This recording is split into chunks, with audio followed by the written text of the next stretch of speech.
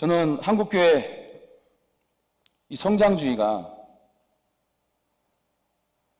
교회를 망하게 하고 어렵게 하고 힘들게 하는, 목회자들은 번아웃으로, 교인들에게는 의미상실로, 중직자들에게는 영적 갈급함으로 이끄는, 우리가 정말 접어야 되고 돌파해야 될 한국교회 문제라고 저는 진단합니다. 그 진단의 그 돌파를 저는 여러분에게 사랑 이야기라는 비전으로 제안을 하는 것입니다. 하나님께서 이 사랑 이야기를 말씀을 통해 세 가지 깨달음을 주셨습니다. 첫 번째 깨달음은 서로 사랑의 발견입니다. 서로 사랑. 말씀을 보니 하나님 사랑, 이웃 사랑은 공간복음에 다 나와 있잖아요. 하나님 사랑, 이웃 사랑 다 아시죠? 근데 그동안 제 눈에 들어오지 않았던 게 들어왔는데 그게 뭐냐면 서로 사랑이에요. 요한복음 강해를 하면서 서로 사랑이 눈에 들어왔어. 그래서 이런 질문을 던져본 거예요. 아니, 하나님 사랑, 이웃 사랑이면 충분한데 왜 서로 사랑을 새 계명이라고 선포하셨을까? 왜 그런 것 같습니까, 여러분? 제가 이렇게 질문을 한 거예요. 자, 여러분 한번 옆에 분에게 물어보세요. 자, 왜 예수님께서 서로 사랑을 말했죠? 한번 물어보세요. 네, 한번 물어보세요. 대답은 하지 마시고 한번 물어보세요. 내가 대답해 줄 테니까 물어보세요. 시작.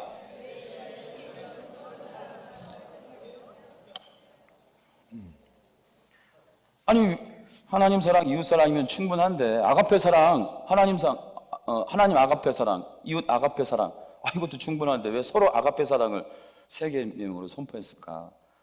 말씀을 공부하면서 이 질문에 대한 대답을 얻은 거죠. 요한복음은 복음서 중에 가장 늦게 기술되지 않았습니까? AD 90년경. 그때 이스라엘이 어떤 상황이었어요? AD 70년경에 예루살렘이 또 이스라엘이 로마로부터 완전히 초토화됐지 않습니까?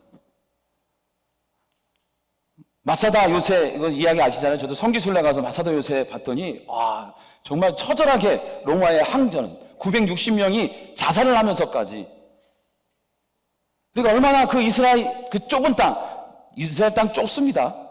그 땅에 그 처절함과 아픔들이 얼마나 급속도로 퍼져갔을까. 그 전쟁의 피해를 요한 공동체가 그대로 안고 있었던 겁니다. 그리고 예수 그리스도를 증거하다 보니까 어떻게 되냐? 회당에서 쫓겨났어요. 이스라엘은 회당 중심의 문화 공동체입니다. 거기서 모든 문화와 가르침과 랍비의 가르침, 모든 것이 이루어지는 회당인데, 거기서 그 공동체로부터 완전히 쫓겨나는 시점이 요한 공동체. 그리고 실제 요한 공동체는 어땠냐?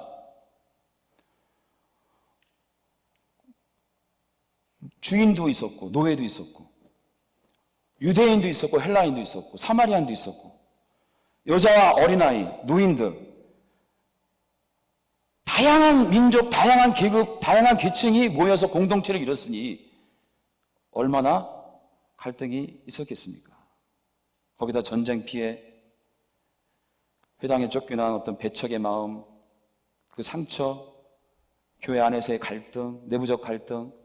요한 공동체의 이 요한 사도가 하나님 사랑, 이웃 사랑 선포하는데 기도하는 중에 예수님께서 서로 사랑을 말씀하셨다는 것을 깨닫게 된 거예요. 성령의 은혜로. 그래서 요한이 예수님 말씀, 그 서로 사랑을 발견하게 된 것입니다. 말씀 같이 한번 읽어봅시다. 요한복음 13장 34절 말씀 다 같이 읽읍시다. 시작. 계속 말씀하십니다. 요한복음 15장 12절 시작. 내 계명은 곧 내가 너희를 사랑한 것 같이 너희도 서로 사랑하라 하는 이것이니라. 예, 서로 사랑을 통해서 공동체 안에 상처를 치유해야 한다는 것이 이 서로 사랑이 새 계명으로 선포되는 이유였던 것입니다. 교회 공동체, 영적 가족. 그러니까 우리 사회가 어떻습니까? 지금 가정이 붕괴되고 있잖아요. 교회 공동체가 무너지고 있습니다. 그럼 하나님 사랑이 부족해서인가? 예배를 잘 못 드려서인가? 그 이웃 사랑을 잘 못해서인가? 그럴 것도 아니잖아요. 통계를 보면 이웃 사랑, 복지, 섬김, 기독교가 제일 잘합니다. 불교, 천주교보다. 근데 왜 세상으로부터 욕을 먹어요? 자꾸 이 교회, 가정과 교회 공동체가 무너져가요? 서로 사랑. 영적 가족끼리 서로 사랑. 가족끼리 서로 사랑. 혈연 가족끼리. 그래서 이렇게 깨닫고 나니까 하나님 사랑, 이웃 사랑, 서로 사랑. 이게 사랑의 영역에 대한 선포구나. 아가페상 똑같은데 그렇구나 라는 깨달음이 와서 더 사랑의 영역이 명료해지기 시작했어요. 그래서 하나님 사랑은 하나님과의 사랑, 서로 사랑은 혈연 가족과 영적 가족 간의 사랑, 그리고 이웃 사랑은 불신자와 또는 사회적 약자를 향한 사랑이구나. 이 영역을 향해서 무슨 사랑을 하라고요? 아가페 사랑을 해야 된다는 거예요. 아가페 사랑. 이렇게 사랑 이야기 비전 틀이 마련되어진 것입니다. 자, 여러분 오른쪽에 보면 이 비전이 보이는 거예요. 자, 이게 비전 틀인데 같이 한번 외쳐볼까요? 자, 저를 한번 따라서 손을 한번, 우리 교인들이 하는 건데 너무 유치하지만 따라서 해요. 다 우리 교인들 기뻐해요. 이거 하면서. 자, 하나님 사랑 받고 서로 사랑하고 옆에 있는 사람 마음에 안 드세요? 좀 안아주세요. 서로 사랑하고 이웃과 사랑을 나누자. 그리고 하나님을 사랑하자. 하나님 사랑 받고 서로 사랑하고 이웃과 사랑을 나누자. 그리고 하나님을 사랑하자. 이런 선순환. 자, 이 하나하나의 사랑이 왜 중요한지 그것은 아까 우진성 목사님 말씀하셨듯이 책을 읽어보면 다 나옵니다. 예. 간단하게 정리하면 우리 안에는 죄인이기 때문에 아가페 사랑이 이제 없어요. 비타민이 우리 몸에서 나오지 않는 것처럼 아가페 사랑이 생성이 안 돼. 다 이기적이야. 모든 선택과 결정이. 한 번은 할 수 있지만 두 번 이상 못한다. 그래서 하나님 사랑을 받아야 아가페 사랑을 받아야 돼. 그게 우리 신앙의 본질이야. 그 아가페 사랑을 받아서 어떻게 하냐? 제일 먼저 구현해내야 될 사랑의 삶은 어디냐? 가정이고 교회 공동체다. 서로 사랑. 서로 사랑을 아가페 하나님으로부터 받고 서로 사랑 많이 하면 그 사랑이 더 증폭돼서 이웃 사랑은 흘러 넘침으로 하는 거지. 당위성과 해야 하기 때문에, 마땅한 일이기 때문에 해야 하는 것이 아니라 이웃 사랑은 바로 하나님 사랑 받고 서로 사랑에 증폭된 그 사랑이, 충만한 그 사랑이 차고 넘쳐서 흘러 넘쳐서 자연스럽게 흘러가는 거다. 그리고 하나님 사랑과 서로 사랑과 이웃 사랑한 존재라 주님 앞에 나와서 자기의 모든 것을 겸손히 찬양과 감사와 예배로 올려드리는 것, 예배자가 되는 것, 영과 진리로 예배자가 되는 것이 바로 하나님을 사랑하는 것이다. 이런 선순환의 삶이 바로 기독교인들이, 구원받은 자들이 이 땅에서 천국을 이루며 살 수 있는 방향이다, 비전이다. 할렐루야. 그렇게 확신이 드는 겁니다. 다시 한번 말씀드리지만 자세한 내용은 책에 다 나왔습니다. 여기까지. 두 번째 깨달음은 목회의 본질을 발견하는 것입니다. 여러분, 목사님들이 왜 교회에 필요합니까?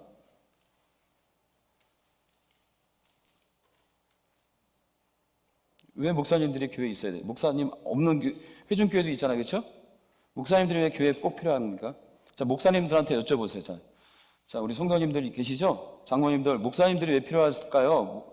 목사님들 한번 대답을 해주세요. 자, 물어보세요. 시작.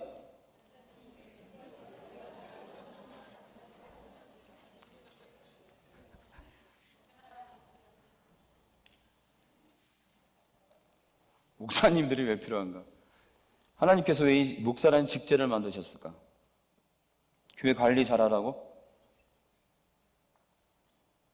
숫자 늘리라고? 교인 숫자? 교회 운영 잘하라고?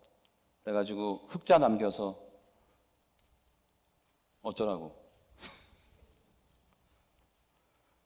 목사의 존재 이유가 뭘까? 에베소서 4장 11절에서 12절 말씀 읽겠습니다. 표준세 번역입니다. 같이 읽을까요? 시작. 또 어떤 사람은 목사와 교사로 삼으셨습니다. 그것은 성도들을 준비시켜서 12절까지. 예. 4장 11절과 12절 말씀을 보면 목사가 맡은 역할을 말씀하고 있어요. 헬라 원본을 보면 11절에 목사와 교사 앞에는 관사가 하나입니다. 관사가 하나 붙었다는 것은 같은 의미라는 거예요. 즉 목사는 교사라는 거예요. 풀어 말하면 목사는 가르쳐야 한다는 거예요. 누구를 가르쳐요? 교회 공동체를 가르치는 거예요. 같은 맥락으로 12절 말씀 보니까 성도들을 목사님이 준비시키는 거예요. 이걸 누가 하냐? 목사님들 하는 거예요. 성도님들을 준비시켜요. 그러니까 가르치고 준비시키는 걸 저는 한 단어로 훈련이라고 이렇게 한번 정리해 봤어요. 한번 따라서 해봅시다. 훈련. 그럼 무엇을 가르치고 무엇을 준비시켜? 무엇을 훈련시켜? 그 다음 절 13절에 나와요. 자, 13절 읽겠습니다. 13절 말씀 시작. 우리 모두가 하나님의 아들을 믿는 일과 아는 일에 하나가 되고 온전한 사람이 되어서 그리스도의 충만하심의 경지에까지 다다르게 됩니다. 자, 여기서 주목하고 싶은 말씀은 뭐냐? 온전한 사람이 되어서라는 말씀이에요. 이 말씀은 헬라어로 에이스 안드라 텔레이온입니다. 에이스는 몸을 향하다. 그죠? 향한 전치사. 그리고 안드라는 사람이라는 거잖아요. 사람이 뭐를 향해 있어야 되는 거예요. 어디를 향해 있으냐? 텔레이온. 이게 이제 중요한데, 이 텔레온이 세 가지 뜻이 있잖아요. 오늘 번역된 온전한, 우리말 성경은 성숙한, 또 완벽한, 이런 뜻이 다 있어요. 뭐가 맞냐 중요한 게 아니에요, 여러분. 온전하든, 완전하든, 성숙하든, 중요한 건 무엇이냐? 하나의 초점이에요. 무슨 초점? 존재 변화를 향하고 있다는 거예요. 성숙한 존재적 변화를 향하고 있는 거예요. 사람이 온전한 존재적 변화. 목사가 뭘 준비하고 뭘 가르치냐? 교회 공동체의 온전한, 성숙한, 완벽한 사람으로 존재 변화를 향해서 가르치고 준비시켜야 한다. 이게 목사의 핵심 역할이에요. 그럼 어느 정도의 존재 변화를 향해서 가느냐? 그 기준과 방향이 어디냐? 바로 예수님이에요. 따라서 합시다. 예수님. 존재적 변화의 방향과 기준은 예수를 향해, 그리스도의 장성한 분량에 이를 때까지 우리는 존재 변화를 향해 가야 한다. 그걸 누가 하냐? 교회 공동체에서 목사가 가르치고 준비시키고, 즉 훈련시켜야 한다 라는 거를, 이것이 목사가 존재하는 이유, 하나님께서 이 교회를 만들어서 목사를 세운 이유다. 기름 부은 이유다.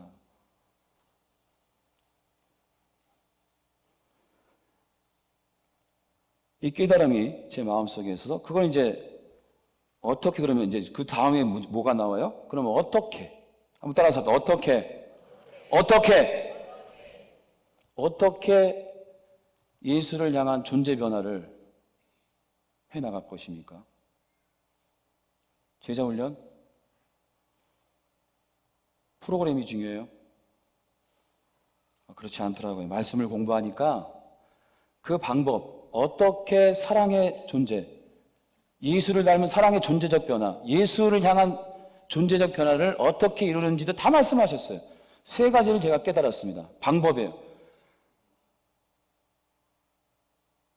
존재적 변화를 향해서 준비하고 훈련시킬 세 가지 방법. 이것도 한번 따라서 해볼까요? 본받음과 본이됨, 말씀 공부와 살아내기, 반복 훈련과 계속 걷기. 다시 한번 본받음과 본이됨, 말씀 공부와 살아내기, 반복 훈련과 계속 걷기. 성경의 사랑의 존재로, 예수 닮은 사랑의 존재로 존재적 변화를 향해서 가는데 이와 같은 방법으로 하라고 말씀하셨어요. 하나씩 봅시다. 본받음과 본이됨. 자, 바울 서신을 보니까요, 참 당황스러운 말씀이 나오더라고요. 고린도전서 11장 1절 세 번역으로 보겠습니다. 같이 읽어볼까요? 시작. 내가 그리스도를 본받는 사람인 것과 같이 여러분은 나를 본받는 사람이 되십시오. 목사님들, 이게 나가 누구죠? 그렇죠, 바울이죠. 고린도전서는 바울이 썼잖아요. 그러니까 1인칭 나는 바울이에요. 바울이 뭐라고 해요? 내가 그리스도를 본받는 사람이 된 것 같이 여러분은 나를, 자, 우리 옆에 있는 분한테 이렇게 한번 얘기해 보세요. 나를 본받으세요. 자, 한번 해보세요. 옆에 있는 분한테 한번 해보시라고. 기분이 좋아요, 안 좋아요? 아멘이 나옵니까? 아니, 성경에 지금 바울이 좀 너무 당황스럽게 얘기하잖아요. 이런 거잖아요, 지금. 저도 이제 2000년 전에 태어났으면 바울이 많이 치면 이제 여러분은 고린도전서, 고린도 교인이고, 나를 본받으세요. 기분이 좋아, 안 좋아요? 너무 꼬라보지 마시고요. 예. 나를 본받으세요. 예, 나를 본받으세요. 와우. 뭐지, 이거? 그런데 이게요, 바울 서신에 계속 나와요. 빌립보서 3장 17절입니다. 빌립보서 3장 17절 말씀도 형제들아 너희는 함께 나를 본받으라. 나를 본받으라. 데살로니가 전서도 나오고. 이야, 여러분 예수를 본받으라 그러면 아멘이 나옵니까 안 나옵니까? 자, 해볼게요. 예수를 본받으세요? 나를 본받으세요?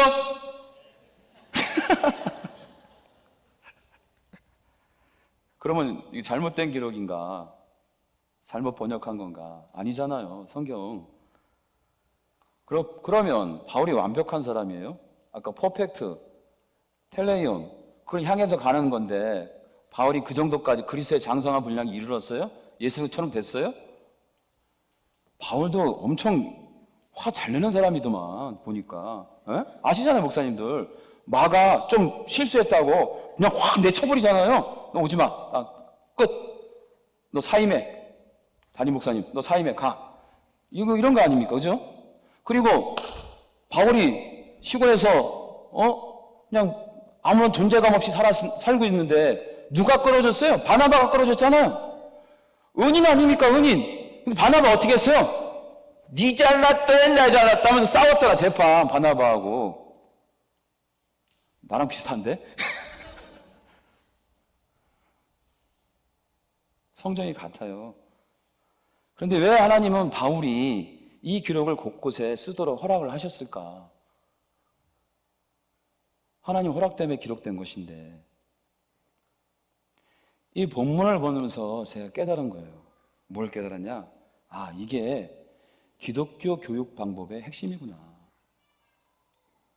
세상 방법도 이와 같은 것이 중요한데 기독교, 신앙교육, 어떤 존재가 변화되게 하기 위해서는 그 존재 변화, 사람 진짜 안 변하잖아요. 그렇죠? 그래도 그 영혼이 변화되기 위해서는 뭘 해야 하냐 보면 성경이 말하는 거예요. 하나님 말씀하시는 거예요. 받기와 본이 됨으로 존재 변화를 하는 거다.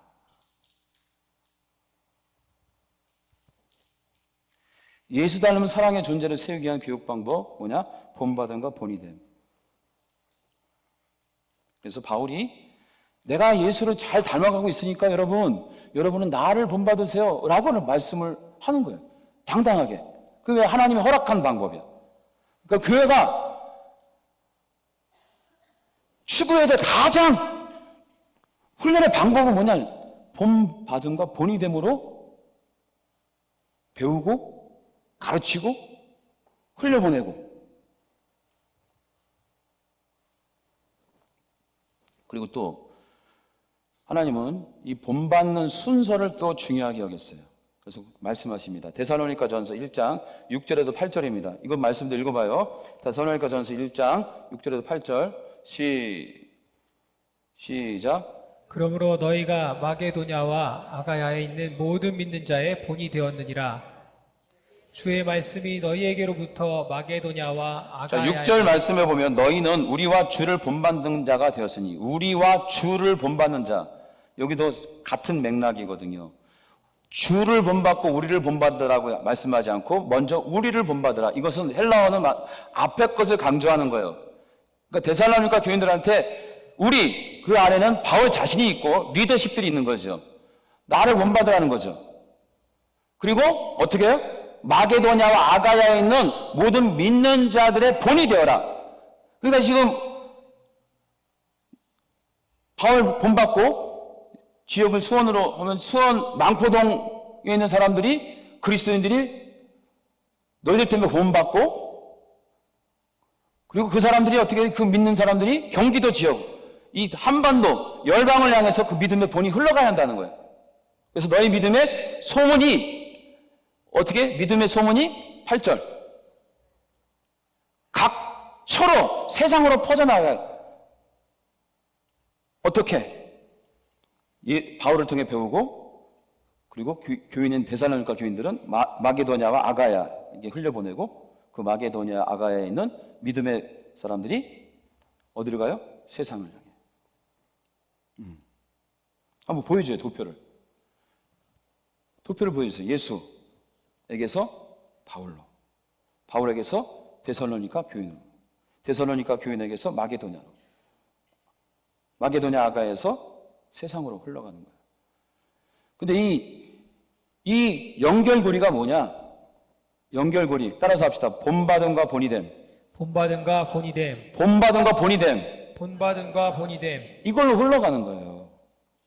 오늘날 교회도 마찬가지입니다. 목회자는 예수님을 본받고 중직자들에게 본이 되고, 중직자들은 목회자에게 본받고 누구에게? 직분자들, 서리 집사나 우리 구역 식구들에게 본이 되고, 직분자들은 중직자를 본받고 공동체 전체에게 본이 되고, 공동체 전체는 어떻게 돼요? 직분자에게 본받고 세상을 향해서 본이 되고, 가정과 세상. 물론 하나님의 사랑과 은혜와 축복은 1대1로 가능하죠. 기도해서 은혜 받고 성령 충만 받고 말씀 충만 받을 수 있어요. 그러나 하나님께서 또 다른 통로를 만들어 주셨는데, 그게 뭐냐? 사람이에요. 사람, 만남의 복. 만남을 통해서 하나님께서는, 아까 제가 만남을 말씀드렸잖아요. 만남을 통해서 은혜가 흐르고 축복이 흐르고 문제가 풀리고 응답이 되고, 사람을 통해서. 근데 그 방법이 뭐냐? 받음과 본이 됩니다.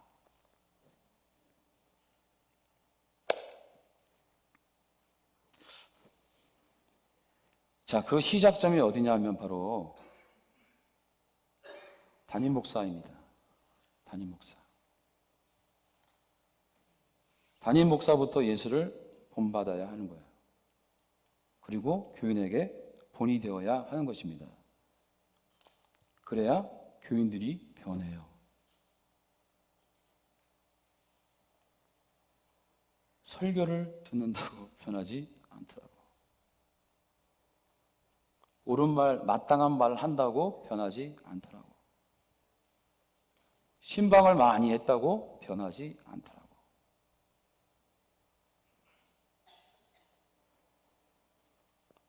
담임 목사가 예수를 본받고 교인들에게 본이 될 때, 그 본받음과 본이 됨으로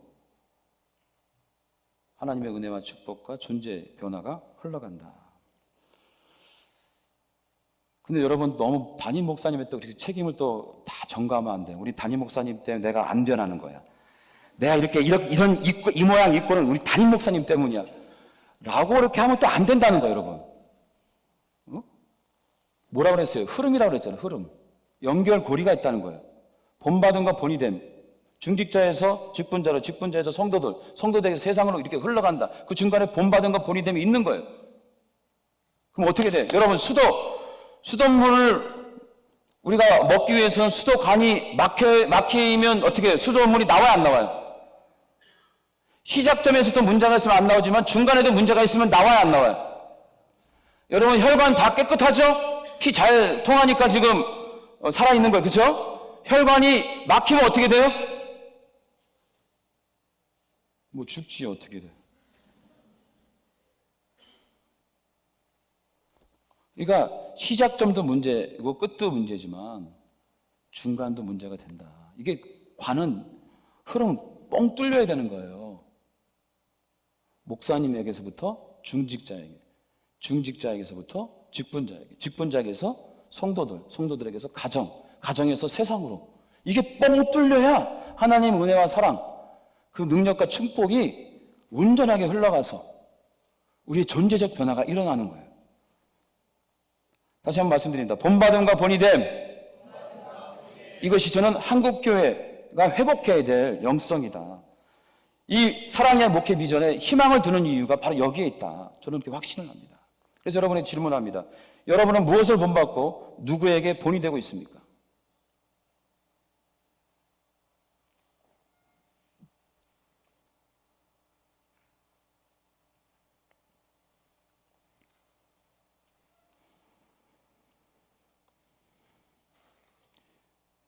성도들을 가르치고 훈련시키는 방법 두 번째, 말씀 공부와 살아내기입니다. 에베소서 2장 20절에서 22절 말씀 같이 한번 읽어봅시다. 시작. 여러분은 사도와 예언자의 터 위에 세워진 건물이요 그리스도 예수 스스로가 모퉁이 돌이십니다. 그리스도 안에서 건물 전체가 서로 연결되어서 주님 안에서 성전으로 자랍니다. 여러분도 그리스도와 연결되어서 함께 건물을 이루어 하나님께서 성령으로 거하실 곳이 되어갑니다. 자, 교회의 건강성을 건물 세우는 이미지로 말씀하고 있는 거예요. 설명하고 있습니다. 그래서 터 위에 건물이 세워지는 거죠. 터 위가 뭡니까? 기초공사, 토목공사. 중요하죠. 그걸 누가 하냐면 성경 보니까 20절에 보니까 사도와 예언자들이 한다는 거예요. 그 다음에 둘째는 모퉁이돌입니다. 모퉁이돌이 사이드 스톤이잖아요. 모퉁이돌은 그 건물의 기준이 되는 돌입니다. 이게 잘 세워져야 돼. 이게 제대로 놓여있지 않으면 건물이 이상하게 되는 거예요. 건강하지 않죠. 무너지죠, 나중에. 그래서 모퉁이돌이 중요하다. 그 모퉁이돌이 뭐예요? 20절 보니까 예수예요, 예수. 예수가 기준이고 방향이에요. 그 다음에 건물 전체가 서로 연결됐다는 거예요. 건물 지을 때 벽돌이 연결해서 중간에 뭘 발라요? 네? 시멘트. 교회는 서로 연결되는 거. 어떻게 연결돼요? 서로 사랑으로 연결되는 거예요. 서로 사랑으로. 그래서 집 모양이 되는 거예요. 서로 사랑의 질과 모양에 따라서 그 교회의 공동체의 모습이 나타나는 거예요. 그리고 그 안에는 뭘 장식해야 되냐? 뭐 엄청난 물질로 뭐 이렇게 장식 이런 게 아니에요. 성령께서 그 안이 작동하셔야 돼요. 할렐루야. 성령. 자, 이것이 건강한 교회의 모습인데 중요한 터를 누가 잡냐면 사도와 예언자들이 말씀을 통해서 잡는단 말이에요. 그러면 오늘날 이 터 잡는 거, 이 교회 공동체가 세워지는 그 출발점이 뭐냐? 목사의 말씀에 있다는 것입니다. 그럼 목사가 해야 될 게 뭐겠습니까? 말씀 공부하고 그걸 살아내야지. 거기에 우선순위를 둬야지. 뭘 본받아, 예수를 통해. 뭘 본받아. 말씀.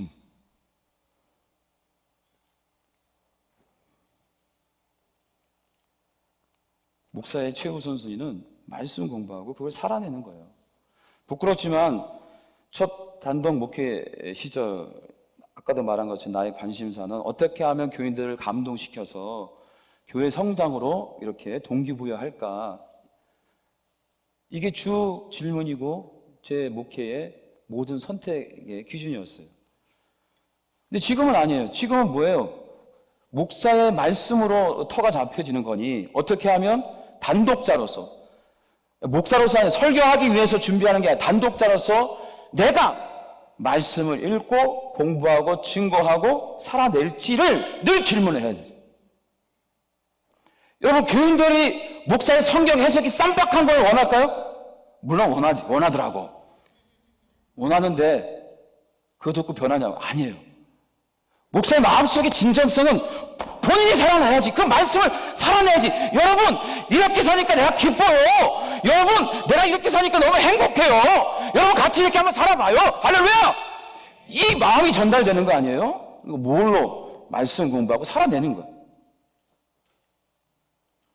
교회 공동체의 존재적 변화는 바로 거기서부터 출발되는 거지.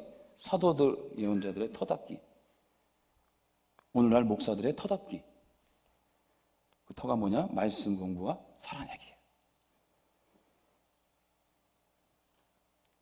말씀에서 은혜 받은 내가 한 존재로서 말씀의 살아내기와 이 변화를 스스로 경험한 것, 그걸 가지고 나눌 때 그것이 흘러가는 거예요. 사람은 변할까 안 변할까요? 변합니다. 변합니다. 근데 한 번에 안 변해요. 한 번에. 오랜 시간이 필요해요. 오랜 시간이. 마찬가지 예배 한 번 드렸다고 예수님 되는 거 아니잖아요. 우리의 자기중심적인 이 자아가, 이 죄성이 한 번의 은혜로 없어지면 얼마나 좋겠어요? 없어지지 않아요. 우리 이 죄성은, 원죄는 끝까지 갖고 가는 거예요. 내가 영성이 떨어지면 내 자기중심적인 자아가 확 활성화되는 거고, 성령 충만하면 내 자기중심적 자아가 작아지는 거고, 그건 것 뿐이에요.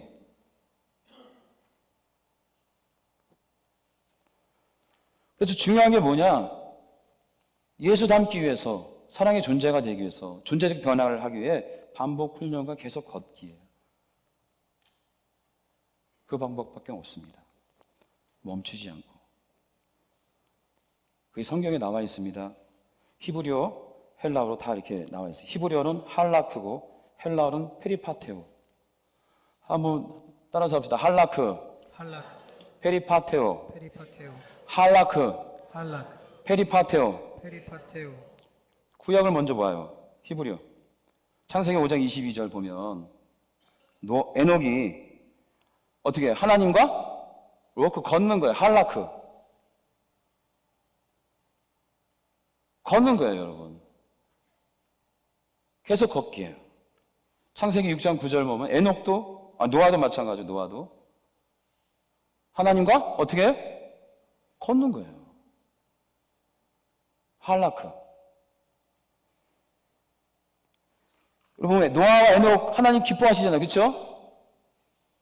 모두 다 하나님과 함께 걷고 있기 때문에 하나님 기뻐한 거예요. 물론 살다 보면 힘들고 어려운 일 때문에 좌절하고 너 왜 그러냐? 힘들어. 이렇게 얘기할 수 있죠? 다시 걷는 거예요. 다시 돌아와서 걷는 거죠. 하나님과 함께. 그래서 기뻐하고 하나님이 아유 너는 참 의인이다. 신약도 보겠습니다. 고린도후서 5장 7절 세 번역으로 봅니다. 자, 읽읍시다. 시작. 이는 우리가 믿음으로 행하고 보는 것으로 행하지 아니함이로다. 이 행하다는 헬라어도 페리파테오예요. 페리파테오. 직역하면 뭐예요? 길을 걷다. 걷다예요. 걷다가 무슨 의미예요? 목표점에 도달하지 않았지만 끊임없이 가는 거 아닙니까? 걷다는 그런 거 의미잖아요. 도달했다는 거 아니에요. 걷다. 뭘 의미하냐? 계속 훈련이에요. 계속 걷는 거예요. 어느 지점에 왔는지 그건 중요하지 않아요. 걷는 게 중요해요. 누가 닦은 길, 예수가 닦은 길을 우리가 걷는 거예요. 세상의 길을 걷는 게 아니라 예수가 닦은 길을 걷는다고.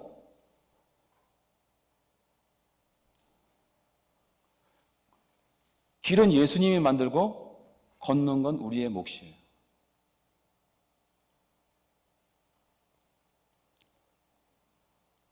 나의 존재적 변화뿐만 아니라 교인들의 사랑의 존재적 변화는 계속 걷도록 격려하고 인파워링하고 도와주고 힘을 주고 칭찬해주고 가르치고 준비시켜서 계속 걷도록 하는 거예요. 목사님 못 걷겠어요. 괜찮아, 와. 진짜 힘들어. 나 믿음이 약해졌어. 괜찮아. 함께 가자. 예수의 길을 걸을 때 하나님께서 보호해 주시고 축복해 주시고 은혜를 주시는 거예요. 기쁨을 주시고 감사도 주시는 거예요. 예수의 길이 십자가의 길이라서 예수의 길 십자가면 나는 맨날 골고 나온다 이게 아니에요. 예수의 길을 걸으면 진짜 행복해요. 예수의 길을 걸으면 정말 기쁨이 있어요. 세상에 맛볼 수 없는 평안이 있어요.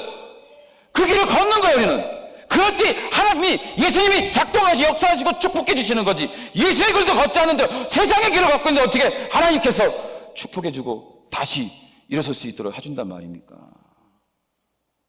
우리가 하나님 예수의 길을 걷는 것뿐이에요. 오늘도 힘들지만 실패했어. 그래, 내일 또 새로운 하루를 주시니까 내일 또 걷자. 나 오늘 또 실수했어. 아, 그 사람 내가 섬겨야 되는데 너 화를 냈어. 그럼 또 새 날 줬잖아. 그 다음날 또 살아가는 거야, 걸을. 예수 닮은 존재로. 그게 하루, 한 달, 1년 쌓이면 이 존재적 변화가 일어나는 거예요. 사랑의 존재로.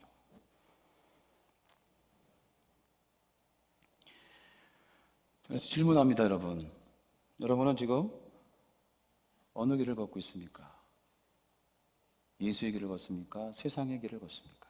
저도 이제 사랑 이야기를 씁니다, 목사로서. 이렇게 컨퍼런스를 여는 이유도 우리 목사님들 또 리더십들 얼마나 힘듭니까? 우리 교인들과 함께 여러분들을 위로하고 격려하고 섬기는 거예요. 뭐 우리 교회 자랑할 거 사실은 없어요. 좀 교인들이 좀 웃는다는 것뿐. 그리고 여러분 음식을 좀 잘 대접한다는 것뿐. 목사를 사랑한다는 것뿐.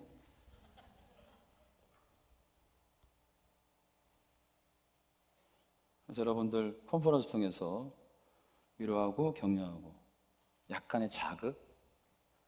그 다음에 또 제가 쓸 수 있는 사랑의 이야기는 우리 30대, 40대 후배님들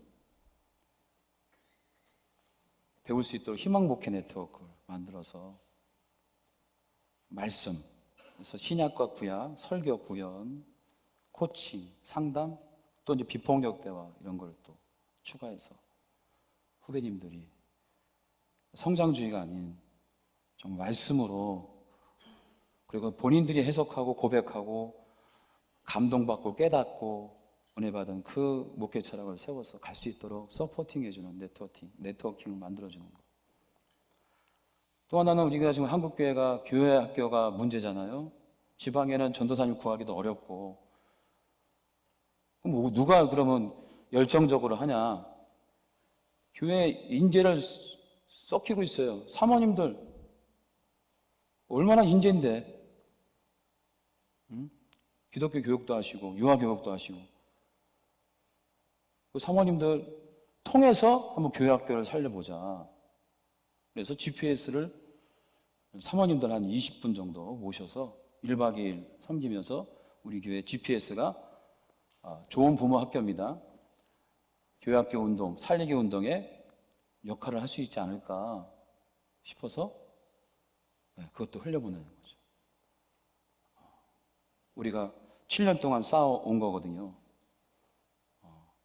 아이들만 향해서 안 되고 부모가 변해야 된다 그래서 좋은 부모 타켓을 하고 그 부모가 변할 수 있도록 프로그램들을 아이와 함께 할 수 있도록 청소년, 어린이, 영유아, 마을, 생태마을, 또 부모 마을, 부모들이 변해야 하니까 이렇게 해서 이거를 사모님들을 통해서 한번 흘려보내자. 그래서 교회 학교를 사모님들 통해서 한번 살려보면 어떨까? 한번 저는 진단하면서 그렇게 대안으로 올해부터 이제 섬기려고 합니다.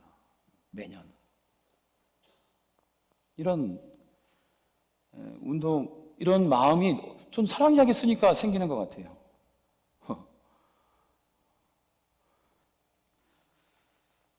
그리고 7년 이 사랑 이야기 쓰니까 교회가 정말 30년 동안 원로 목사님이 그렇게 잘해 오셨는데 조금이나마 제가 이 교회가 건강하게 세웠는데 도움이 되어서 너무 기뻐요. 저 자신이 기특해요.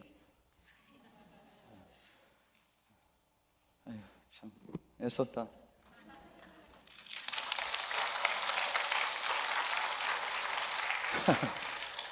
첫 번째 축복이 여러분 그거예요. 내가 성장한 거예요. 내가 성숙해지고요. 내 말씀 중심으로 살아가는 본이 되는 존재가 된 것이 기뻐요. 이것이 가장 큰 축복입니다. 7년 사랑 이야기 쓰면서. 두 번째 축복은 우리 교인이에요. 우리 교인 자랑하고 싶어요. 왜 교회에서 할까요? 바깥에서 사랑 이야기 하면 여러분들 몰라요. 우리 교인들의 변화된 모습을 보여주고 싶은 거예요. 섬기는 모습. 이분들 시켜서 오는 게 아니고 자발적으로 기꺼이 와서 섬기는 거예요. 연인원 800명이 자기 돈 다 내고. 사랑 이야기 동수원 국내 열방에 있는데요. 동수원은 이 지역의 전도인데 전도를 어떻게 하냐? 사랑과 존중과 배려로. 그래서 집수리 해주고요. 반찬 나눔 하고요. 노인정에 계신 어르신들 1년에 한 번 모셔서 잔치하고요. 근데 중요한 건 장로님도 좋아할 것 같아. 교회 예산 하나도 안 쓰고요. 다 자비량으로 한답니다. 후원받아서 100%. 그다음에 사랑의학의 국내 보령, 괴산, 부여 섬겼거든요.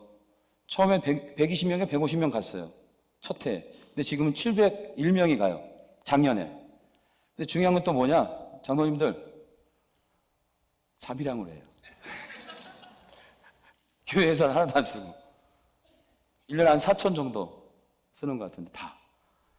아니 본인이 회비 내고 본인이 가서 은혜 받고 와 너무 좋아요. 보람과 행복을 느껴요.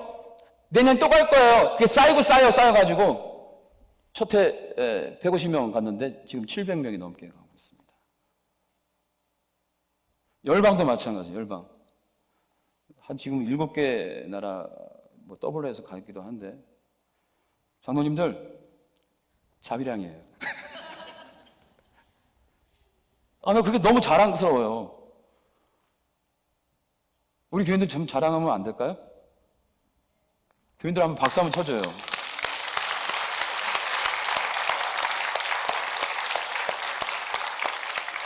그리고 우리 장로님들 아까 찬양했잖아요. 우리 장로님들. 이분들 진국입니다.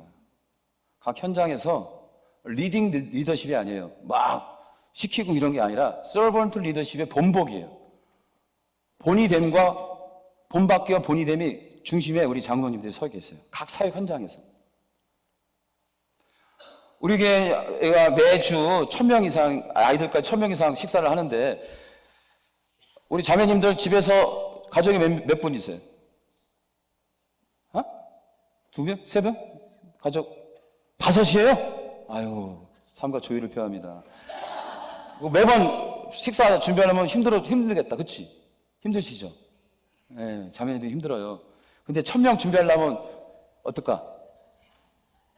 가슴부터 벌써 답답해 오고 나 교회 다니기 싫지? 근데 우리 장로님들이 본보기로 주방에서 저렇게 섬기세요. 우리 장로님들. 이야. 여기서뿐만이 아니라 주차장, 화장실 청소 장로님들이 다 하세요. 본 받겠죠? 장로님들이 다 하세요. 지금 컨퍼런스를 홍보하는데 한국교회 잘 알려지지 않아서 그나마 그래도 우리 교단에 알려야 되겠다고 장로님들이 스스로 휴가를 내가지고 각 노회를 찾아가서 이걸 홍보하세요. 제가 시켰어요, 장로님? 어디 갔어요, 장로님? 제가 시켰어요? 하신다고 하신 거잖아요, 그쵸? 왜 그랬을까? 한국교회를 사랑하는 거예요. 우리 장로님들도 같이 꿈을 꾸는 거예요. 그 사랑의 마음 때문에 가는 거지. 이게 누가 시킨다고 갑니까? 함께 부응해야 된다. 그래서 우리를 사용하셔서 엄청 사용하고 있어요, 하나님이. 아까 찬양 제목이 우리를 사용하셨는데 그렇게까지 안 해도 되는데 엄청 사용하고 있단 말이지.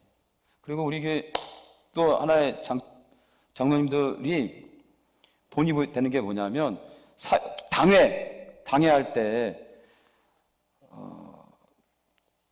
이렇게 사역 보고를 나눔을 이제 장로님들이 하면은 다른 장로님들이 박수를 쳐줘요. 그래서 우리 당회는 한 번 하면 6번에서 7번 정도 박수 소리가 들려요. 이거 생중계 해야 하는데 이거 우리 교인들 내가 어느 날 내가 오픈할 거야.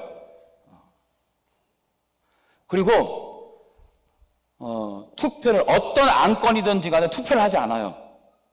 왜냐하면 우리 장로님들이 일치와 화합, 평화를 중요하게 여긴다는 그 가치를 공유하기 때문에 의견은 나와서 견해 차이 있지만은 견해 차이 있으면 다음에 또 하면 되는 것이고 서로 이 거절에 대해서도 이 안건에 대해서 거절하는 거지 나의 존재적 거절이 아니다. 서로 이렇게 성숙됨으로 이야기하고 편하게 편하진 않겠지. 예.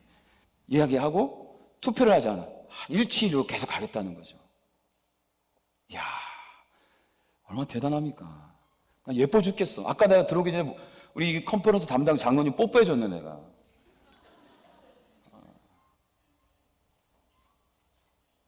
참. 나이도, 연세도 67세인데, 얼마나 여러분들을 사랑하는 마음으로 섬기는지. 이게 저희 축복입니다. 존중과 배려, 서로 이게 나타나는 교회 문화. 숫자 얘기는 안 하겠어요. 난 성장주의가 아니니까. 그래도 하나님이 선순환으로 축복해 주시는 거예요. 좋은 교회 사람, 맛집 가야 안 가요? 가죠. 시골 어디 구석에 있더라도 찾아가시죠. 마찬가지. 건강하고 행복하고 사랑이 넘치는 교회는 옵니다.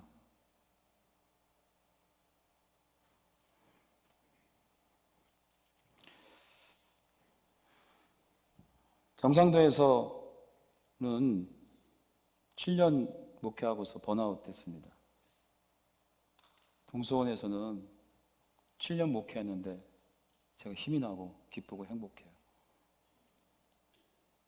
그래서 여러분에게 도전합니다. 여러분은 생각만 해도 또 듣기만 해도 가슴 뛰게 하는 일이 있습니까? 그 일이 숫자가 늘어나는 것입니까?